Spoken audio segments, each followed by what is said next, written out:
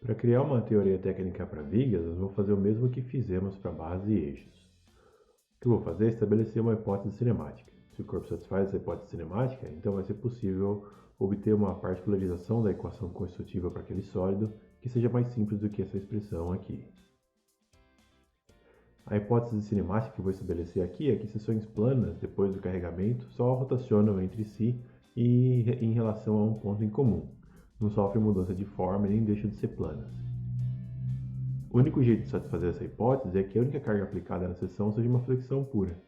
O momento fletor em torno do eixo Z como esse, em que o eixo Z é o plano saindo, é o eixo saindo do plano da tela.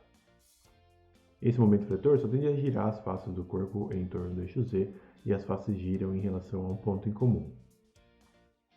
Para isso, a gente está desprezando o efeito do esforço cortante.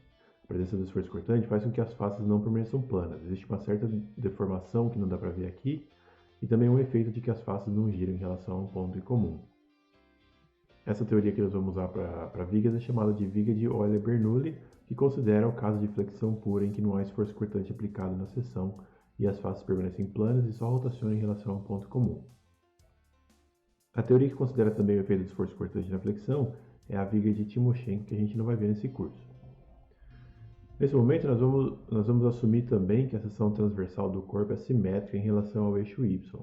Isso porque se a seção é assimétrica como essa, o ponto comum em relação ao qual as faces rotacionam não pertence sempre ao plano XY. Esse ponto vai saindo do plano e a posição desse ponto em relação ao qual as faces rotacionam varia ao longo do comprimento do sólido. O único sólido que satisfaz essa hipótese cinemática é uma viga esbelta simétrica em Y, sujeita somente à flexão pura. Depois da aplicação do carregamento, essas seções planas permanecem planas e só rotacionam entre si em torno do eixo Z em relação a um ponto pertencente ao plano XY. Essas linhas transversais permanecem retas e essas linhas longitudinais ficam flexidas. Vamos ver o que acontece com a equação constitutiva se um corpo satisfaz essa hipótese cinemática. Então, por enquanto, nós estamos considerando um trecho de uma viga sob flexão pura, uma seção como essa de uma viga que não está sujeita a esforço cortante. Também estou considerando simetria em relação ao eixo vertical Y. Esses três casos violam essa hipótese e esses três casos estão dentro dessa hipótese. Considerei aqui um trecho de comprimento ΔX de uma viga sob flexão pura. Nessa dedução, eu vou considerar um trecho da viga sujeito a momento fletor positivo. Segundo nossa convenção de sinais, o momento fletor positivo é aquele que tende a fazer isso com a viga. O momento fletor negativo tenderia a fazer o contrário. Devido à aplicação do momento fletor, essas duas faces desse trecho vão rotacionar em relação a um ponto em comum. Como eu estou considerando o momento fletor positivo, a rotação vai acontecer nesse sentido e não nesse sentido. Eu tomei essa face da esquerda como referência. Coloquei essa face verticalmente, eu vou representar a rotação das faces pela rotação da face da direita. Como eu assumi que seções permanecem planas, o que ocorre é que uma parte desse trecho da viga está diminuindo de tamanho e a outra parte está aumentando de tamanho. Cada trecho desse sólido está sujeito a uma deformação longitudinal na direção de x e a quantidade de deformação varia ao longo de y. Esse trecho sofreu uma deformação negativa e esse trecho sofreu uma deformação positiva. Nesse caso em que eu assumi a aplicação do momento fletor positivo, a parte de cima da viga vai estar sujeita à contração e a parte de baixo vai estar sujeita à elongação.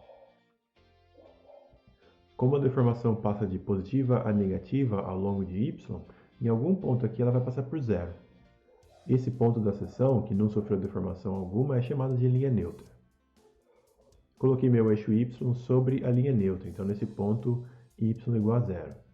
Assim, para valores positivos de y, a deformação da seção foi negativa, e para valores negativos de y, a deformação da seção foi positiva. Eu posso descrever essa deformação como a relação entre quanto cada pedaço mudou de tamanho em relação ao comprimento inicial do trecho, ΔX. Como a gente pode ver, essa deformação varia com y. Mais ainda, como nós impusemos que as seções permanecem planas, então essa deformação varia linearmente ao longo de y. A deformação é uma reta em relação a y. E o coeficiente da reta é alguma constante alfa que eu ainda não sei o valor. da equação construtiva, eu sei então que existe uma tensão normal atuando nessa seção na direção de x, que é responsável por essa deformação longitudinal na direção de x. E essa tensão σxx varia linearmente com a deformação εxx, de acordo com o módulo de elasticidade E do material. Substituindo a equação anterior, eu tenho essa expressão para a tensão normal na seção, que varia linearmente ao longo de y. Essa é uma representação tridimensional do que está acontecendo nessa face da viga em termos de forças. Numa certa porção, existe uma distribuição de força na direção de menos x, e numa certa porção, existe uma distribuição de força na direção de mais x. E essa distribuição é o que faz essa face girar em torno do eixo z. Cada diferencial de força normal, aplicado sobre o diferencial de área da face, pode ser descrito em termos da tensão normal atuando na face. Para que essa face esteja em equilíbrio estático na direção de x, é necessário que a somatória dessas forças atuando na face inteira seja zero. Essa somatória é integral sobre a área desses diferenciais de força. Aqui eu escrevi isso em termos da tensão normal na face e substituí pela expressão que a gente tinha para a tensão normal na face. Alfa é a inclinação dessa reta, que não depende da área, e E é o módulo de elasticidade do material, que também não depende da área. Essas duas constantes saem da integral e sobra só a integral sobre a área de y vezes o diferencial de área. Alfa e E são constantes diferentes de zero, então o único jeito de satisfazer essa equação de equilíbrio é que essa integral seja zero. Y é a posição de cada diferencial de área. Lembra que tínhamos colocado os eixos sobre a linha neutra, então y está sendo medido em relação à linha neutra. Por outro lado, nós tínhamos visto no capítulo sobre propriedades geométricas que essa é essencialmente a expressão do centroide da seção transversal. É a linha que marca a posição média dos pontos de uma figura. Se a maior parte dos pontos da figura está acima do eixo em relação ao qual você está medindo, essa integral dá um valor positivo. Se a maior parte dos pontos da figura está abaixo do eixo em relação ao qual você está medindo, essa integral dá um valor negativo. Mas se o eixo em relação ao qual você está medindo essa integral é o próprio centroide da figura, essa integral dá zero. Isso quer dizer que o eixo em relação ao qual você está medindo y é a posição média dos pontos da figura, é o próprio centroide. A conclusão daqui é que a linha neutra passa pelo centroide da figura. O eixo em relação ao qual estávamos medindo y, que é o ponto onde a deformação e tensão normal passam por zero, é o centroide da seção transversal. O centroide dessa seção transversal retangular passa aqui pelo meio da seção. Então agora a gente sabe que nesse ponto a deformação e tensões normais são zero. A tensão normal vai ser máxima nas extremidades da seção e varia linearmente ao longo de y e passa por zero aqui no meio, onde é o centroide. Mas nessa seção, o centroide fica aqui, mais próximo da base. Isso quer dizer que a tensão e deformação normais são zero, mais próximo da base. Como a tensão varia linearmente ao longo de y, dá para saber que vai haver um nível de tensão maior aqui em cima do que aqui embaixo, simplesmente porque o ponto de tensão passa por zero foi deslocado aqui mais para baixo. Veja que só mudando a forma da seção transversal, a gente pode controlar como a tensão fica distribuída em uma viga, isso independentemente do valor da área da seção transversal. Essa conclusão só é verdade se o material da viga for homogêneo. Se a viga for feita de uma combinação de materiais, a linha neutra não vai necessariamente coincidir com o centroide geométrico da seção transversal. A posição da linha neutra vai depender da combinação das propriedades constitutivas dos materiais de que a viga é feita. Imagine, por exemplo, uma viga de concreto armado que tem uma matriz de concreto e barras de aço embutidas aqui. Esse é um dos casos em que a viga é composta por materiais diferentes e essa conclusão não se aplica mais. Mas nesse curso nós vamos só considerar vigas homogêneas por enquanto. Além do equilíbrio de forças na direção de x, essa distribuição de forças também precisa satisfazer o equilíbrio de momentos em torno do eixo z. Veja que cada diferencial de força vezes o braço y em que ele é aplicado resulta num diferencial de momento em torno do eixo z, e a integral desse efeito para todos os diferenciais de força sobre a área deve ser zero. Essa face tem um momento fletor mz de x aplicado, que é o esforço interno responsável por causar essa rotação da face. Esse momento deve ser igual a menos a integral dos diferenciais de momento gerado por esses diferenciais de força vezes o braço y. Aqui substituindo o diferencial de força pela expressão da tensão normal e depois o valor que eu achei para a tensão normal em termos de y. Alfa e E são constantes, então essa integral fica a integral de y² sobre a área. Nós vimos no capítulo sobre propriedades geométricas que essa é a expressão do momento de inércia da seção transversal. Aqui eu chamei de IZZ porque é o momento de inércia medido em relação ao eixo Z. O momento de inércia dá uma medida de como a área está distribuída em torno do eixo. Momentos de inércia maiores significam que a área da figura está distribuída mais para longe do eixo. E o momento de inércia também é uma medida da resistência da figura ao giro, é uma medida de quão difícil é girar a figura em torno do eixo. Então, dessa condição de equilíbrio, sai uma expressão para a constante alfa. A alfa era a inclinação dessa face, que até agora era desconhecida. Mas agora a gente tem que alfa é proporcional ao momento fletor e inversamente proporcional ao modo de elasticidade do material e ao momento de inércia da seção transversal. Veja que isso faz sentido físico. Quanto maior o momento fletor aplicado, maior vai ser essa inclinação. Mas para um dado momento fletor, quanto mais rígido for o material, menor vai ser a inclinação. E quanto maior o momento de inércia da seção transversal, também menor vai ser essa inclinação. Isso é consistente com o que eu acabei de falar, que o momento de inércia dá uma medida da resistência ao giro da face. Aplicando alfa na expressão da tensão normal na face, que é essa, a gente tem que a tensão normal atuando numa viga é essa. Depende diretamente do momento fletor aplicado e inversamente do momento de inércia da seção e varia linearmente ao longo da altura y da seção. Nós vamos falar sobre tensão em vigas com mais detalhes mais para frente. Agora vamos definir a grandeza cinemática que eu vou usar para quantificar a flexão de uma viga. Na verdade são duas grandezas. A primeira é o deslocamento vertical dos pontos da viga. Essa grandeza é chamada de flecha da viga, aqui representada pela letra V. Veja nesse exemplo de viga biapoiada com uma carga vertical para baixo, a flecha nesse primeiro trecho é negativa. Quer dizer que os pontos da viga se deslocaram verticalmente para baixo. E no trecho CD a flecha é positiva.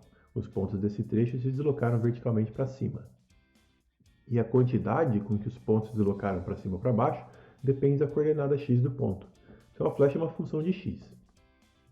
Veja que a flecha nos pontos A e C é zero. Eles não se deslocaram verticalmente porque eles estão presos por esse pino e por esse rolete. A outra grandeza cinemática que eu posso usar para quantificar a flexão de uma viga é a rotação θz.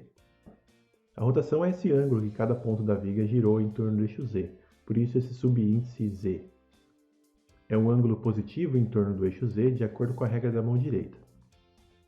Matematicamente, a rotação θz é a tangente da curva da flecha, e você pode ver aqui que ela também varia para cada ponto da viga. Nesse trecho, o ângulo formado pela viga defletida em relação à viga não defletida é negativo, e nesse trecho esse ângulo é positivo. Veja que a rotação θz e a flecha V não são necessariamente simultaneamente positivos ou negativos. Nesse trecho inteiro a flecha é negativa, mas a rotação é negativa num pedaço e positiva em outro pedaço. E veja também que a rotação não é necessariamente zero nos apoios. Nesse apoio em A, a rotação é um ângulo negativo, e nesse apoio em C, a rotação é um ângulo positivo.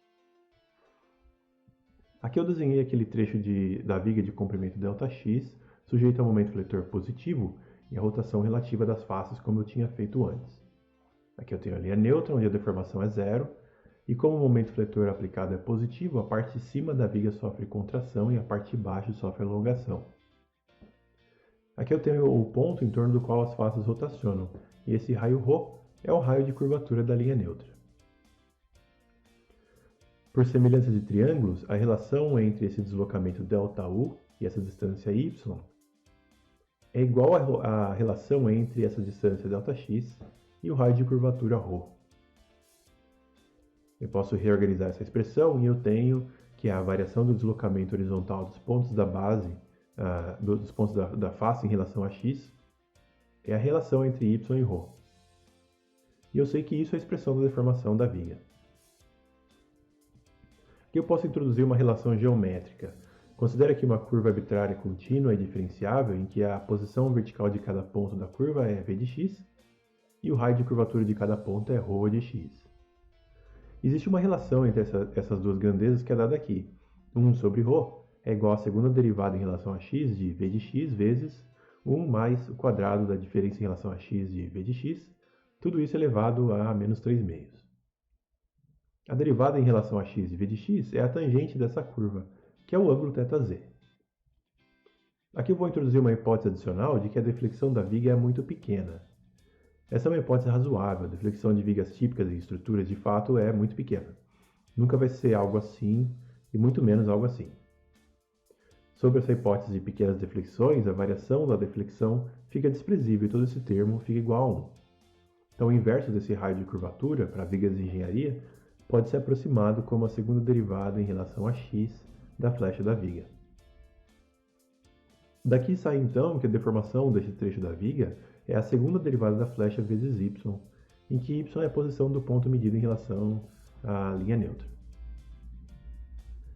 Mas nós sabemos que a variação da deformação longitudinal εxx é linear em y, e a constante de linearidade α tem esse valor. Então eu posso reorganizar essa expressão, e daqui sai a relação entre o momento fletor interno e uma grandeza cinemática, a flecha da viga.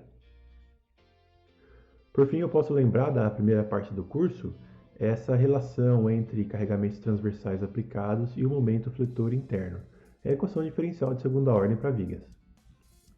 Substituindo nessa equação a expressão do momento fletor que eu acabei de achar, eu tenho essa equação diferencial que relaciona cargas de flexão externa aplicadas e uma grandeza cinemática em vigas. Aqui novamente eu vou assumir que o material de que a viga é feita não varia ao longo do comprimento da viga, que o momento de inércia da seção transversal também é constante. Assim, essas duas grandezas saem dessa derivada e a gente chega nessa equação diferencial. Aqui nós atingimos nosso objetivo com a teoria técnica de vigas, que é obter uma equação diferencial que relaciona cargas externas de flexão com uma grandeza cinemática. Aqui a grandeza cinemática é a flecha da viga, o deslocamento vertical dos pontos da viga, e a relação envolve o módulo de elasticidade longitudinal do material, o momento de inércia da seção transversal da viga e a quarta derivada da flecha V. Tudo isso igual a mais o carregamento transversal externo aplicado. De posse dessa equação diferencial que descreve vigas, eu posso formular e resolver problemas de vigas como um problema de valor de contorno. Só preciso descrever condições de contorno que sejam relevantes para essa equação diferencial. Aqui eu tenho um exemplo de viga, um corpo esbelto sujeito somente a cargas transversais e momentos fletores. Essa viga tem um engaste e 2 apoios e está sujeito a momento fletor concentrado M no ponto C. Condições de contorno são grandezas conhecidas a priori, sem fazer cálculo nenhum, no contorno do problema, que aqui são os pontos A e C. O que eu sei a priori em A e C é que, primeiro, a flecha em A é zero.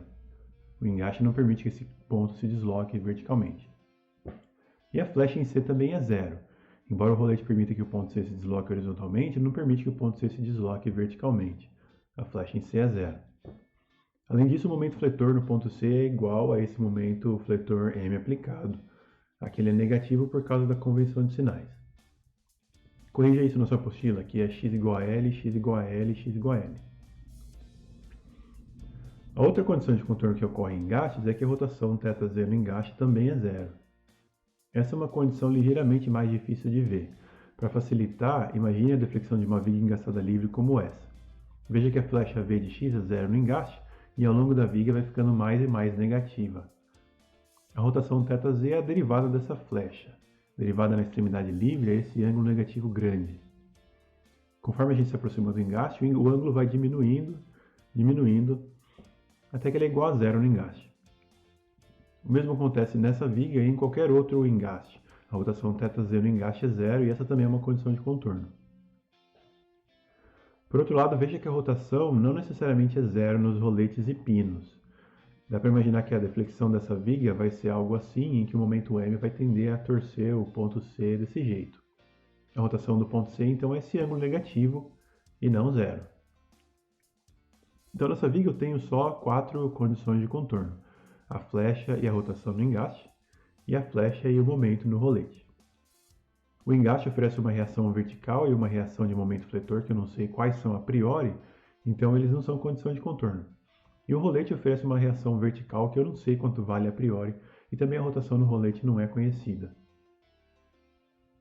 Além disso, às vezes há algumas informações que a gente pode tirar do domínio da viga que podem ser incorporadas à equação diferencial. Um exemplo aqui é que a flecha nesse rolete em B é zero. Isso tecnicamente não é uma condição de contorno porque não está no contorno, mas é uma condição importante de descrever e é chamada de condição de restrição. Essa não é a primeira vez que nós vimos condições de restrição. Lembra que quando a gente tem uma rótula no meio da viga, ela corresponde a uma condição de restrição de que o momento fletor é zero naquele ponto. Por outro lado, esse rolete em B oferece uma reação vertical que eu não sei a priori, então isso não é uma condição de restrição. Então, ao todo, esse problema tem 5 incógnitas. 4 constantes de integração, porque aqui a equação diferencial tem ordem 4, e mais essa incógnita, que é a carga vertical aplicada no ponto B. E o problema também tem 5 equações. 4 condições de contorno e uma condição de restrição. Essa viga, apesar de ser hiperestática, é um problema de valor de contorno bem colocado, porque tem um número de incógnitas igual ao número de equações e pode ser resolvido. Com essa nova equação diferencial, nós completamos nossa lista de teoria técnica para barras, eixos e vigas. Aqui eu organizei todas elas juntas para mostrar que elas têm várias coisas em comum. Primeiro, todas as equações diferenciais dependem das propriedades do material e da geometria do corpo. Para barras e vigas, a dependência do material é descrita pelo módulo de elasticidade longitudinal, que é o módulo de Young, e para eixos, essa dependência é dada pelo módulo de elasticidade transversal, que é o módulo de cisalhamento. Quanto à propriedade geométrica, barras depende só do valor absoluto da área. A forma da seção transversal não importa. Para eixos e vigas, o formato da seção transversal também é importante. Torções e tensões em eixos e deflexões e tensões em vigas dependem de como a área da seção está distribuída. A outra coisa que a gente nota é a diferença nos sinais das equações diferenciais. Esses sinais vêm da convenção de sinais que nós usamos para esforços internos. Se a gente usar uma convenção de sinais diferente do que a gente está considerando nesse curso, esses sinais seriam diferentes. E por fim, repare que todas essas equações diferenciais são unidimensionais, não depende de y ou z, só depende de x. Então essas equações, na verdade, descrevem o comportamento de uma linha dentro do corpo e não de um sólido tridimensional. Mas mesmo assim a gente pode usar essas expressões dentro de certos limites para projetar sólidos tridimensionais.